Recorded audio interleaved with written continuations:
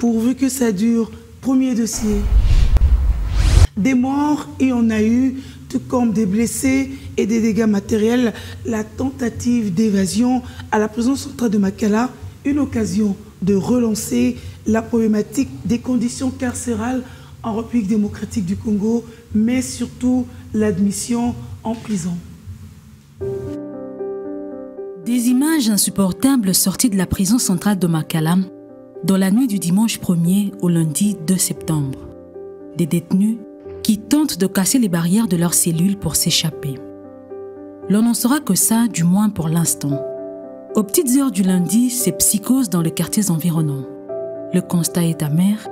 Après descente sur terrain, le premier bilan parle de 129 morts, dont 24 par balle et 59 blessés. Le bilan provisoire sur le plan humain s'élève à 129 morts, dont 24 par balle, après sommation, les autres par bousculade, étouffement et quelques femmes violées. La commission a également identifié 59 blessés, actuellement pris en charge par le gouvernement pour des soins appropriés. Sur le plan matériel, on déplore l'incendie des bâtiments administratifs, du greffe, de l'infirmerie et des dépôts de vivres. Le vice-premier ministre, ministre de l'Intérieur, avait à l'occasion tenu une réunion de crise pour évaluer la situation. Dans l'opinion, c'est le moins. Que des réactions pour condamner ce qui s'est passé et appeler à des enquêtes pour établir les responsabilités des uns et des autres. J'ai alerté, tous se sont constitués contre moi. Voilà les résultats. Ça, c'est un sabotage des actions du chef de l'État et ça ne se passera pas comme ça. Chaque semaine, les magistrats envoient des détenus ici, à Makala, sans tenir compte de la capacité de cantonnement de ceux. Et ça, c'est injuste. Vous venez ici, vous faites sortir des gens clandestinement. Ça, c'est un acte de sabotage, c'est pas de l'évasion. De toutes les fois où moi j'ai désengorgé, ils ont envoyé les doubles. C'est depuis que j'ai commencé, combien de détenus ont été envoyés ici, après le désengorgement. C'est là qu'on saura l'acte de sabotage d'où il est parti. Et on va sérieusement sanctionner. Des politiques aux défenseurs de droits de l'homme, en passant par le Congolais lambda, tous sont unanimes sur la nécessité d'élucider le fait. Il y a quelques mois, cette maison d'incarcération était déjà sur le projecteur de l'alerte du journaliste Stanis Boujakera sur les conditions de détention précaires. Alors, nous avons d'abord le bergement qui est marqué par la surpopulation qui conduit à des fréquents décès par étouffement notamment. Donc, c'est des situations difficiles qui sont très sérieuses et je pense qu'il faut très vite que les autorités puissent trouver des solutions. Construite pour 1500 détenus, la prison centrale de Makala en compte aujourd'hui plus de 15 000. Conséquence, plus d'espace pour dormir. Certains détenus passent la nuit dans les toilettes. Il y a des maladies diverses. Le prisonnier qui dort perché sur les latrines, le maigre repas de très mauvaise qualité servi une seule fois par jour entre 17h et 18h. Après les tollés, le ministre d'État en charge de la justice et garde de Sceaux a lancé un programme pour désengorger les prisons. Matela, ration alimentaire était dans sa gibecière pour alléger tant soit peu la souffrance des détenus qui sont en majorité de présumés. Constant Moutamba a poursuivi sa démarche dans d'autres maisons d'incarcération, notamment à Mbujimaï. Nous sommes en train de faire l'état des lieux de toutes les prisons et prendre des mesures idoines de désengorgement et d'amélioration des conditions carcérales. Pour certains observateurs, ces actions du ministre de la Justice ne sont qu'un coup d'épée dans l'eau. Le mal est profond et difficile de l'éradiquer sans une politique véritable d'incarcération. Ce qui se passe aujourd'hui à travers la prison Makala, par exemple, n'est que la résultante d'une justice malade telle que l'a décrit le chef de l'État. Et pour ce faire, il faudrait procéder tel un médecin, commencer par une consultation et non évoquer une automédication qui risque d'être fatale. Aujourd'hui, il faudrait que des assises soient organisées de sorte que tous les acteurs et tous les parties prenantes au niveau de la justice puissent se mettre ensemble de sorte à pouvoir établir des politiques judiciaires convenables et adaptées ainsi que des politiques carcérales parce que nous avons l'impression que au vu de l'évolution des choses, ces politiques passées sont complètement dépassées. Et pour cela, il faudrait éviter cette guéguerre que l'on semble constater aujourd'hui entre l'exécutif au niveau de la justice et le judiciaire.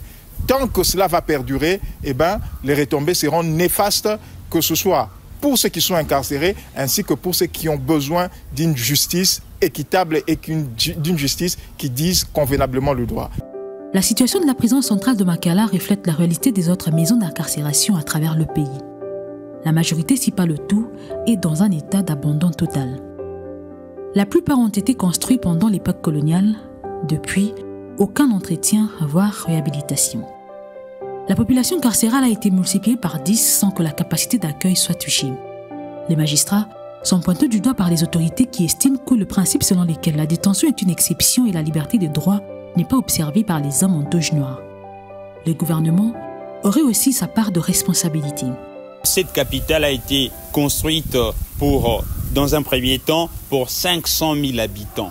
Aujourd'hui, nous sommes à plus de 15 millions d'habitants. Mais en attendant, les infrastructures de base n'ont pas suivi. La prison centrale de Makala, telle que vous le savez, a été construite en 1957 pour, dans un premier temps, 1500 détenus. Aujourd'hui, nous sommes à plus de 15 000, c'est-à-dire que ça s'est multiplié par 15. En tout cas, nous sommes vent debout et nous en appelons à la sensibilité du gouvernement de chercher à mettre sur place une politique judiciaire claire pour, n'est-ce pas, remédier à cette situation. Vous savez, lorsque les gens sont placés dans des conditions carrément détestables, où ils n'ont pas à manger, ils n'ont pas à boire, ils sont torturés, violés, etc. C'est l'instinct de survie, peut-être, qui aurait poussé les détenus à chercher à s'évader. Après la mise en application de la disposition constitutionnelle relative au démembrement des provinces, aucune politique d'incarcération n'a suivi. Plusieurs provinces démembrées dépendent toujours des prisons des anciennes provinces. Des fois, le coût de transfert pèse sur leur budget.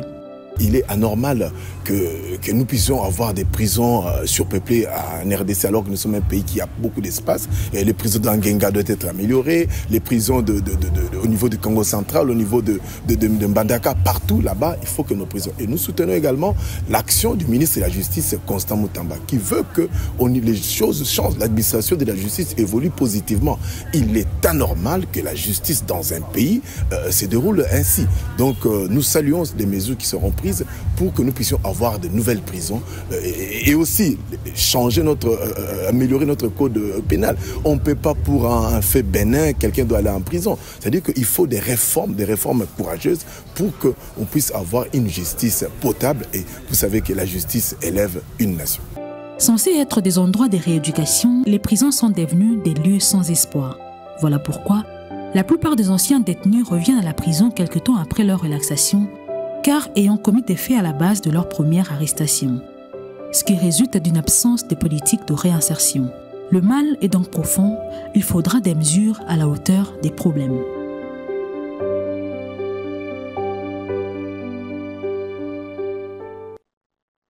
Monsieur Moukouna, la scène de l'évasion aura duré longtemps.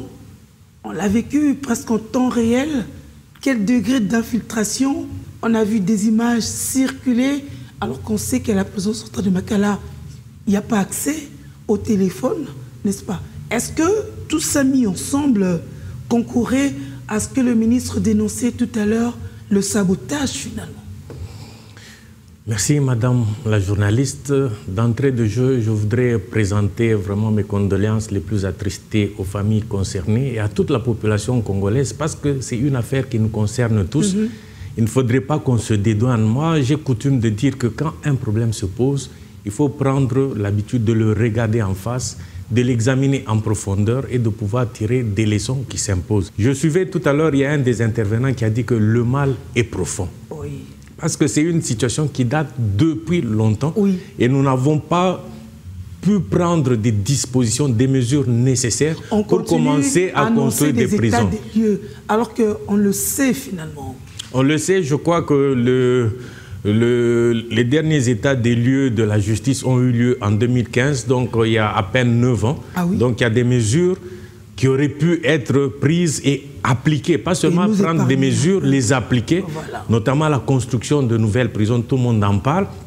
Mais on a eu suffisamment de temps. La prison ici a été construite en 1957, de 1957 à aujourd'hui, donc il y a plus de 60 ans que cette prison existe. Nous n'avons pas pu par nous-mêmes construire d'autres prisons. C'est des prisons qui ont été construites par le colonisateur. Et les voisins sont même venus rejoindre la prison.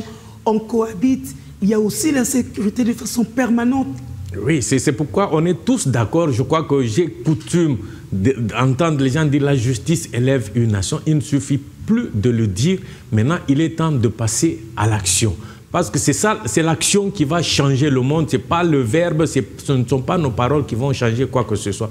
Donc, d'ores et déjà, je crois qu'il y a un des vice-ministres, semble-t-il, qui a été incriminé pour avoir détourné l'argent qui était prévu pour la construction déjà d'une nouvelle prison à Kinshasa. Bon, c'est un exemple, il faut décourager le mal de la racine.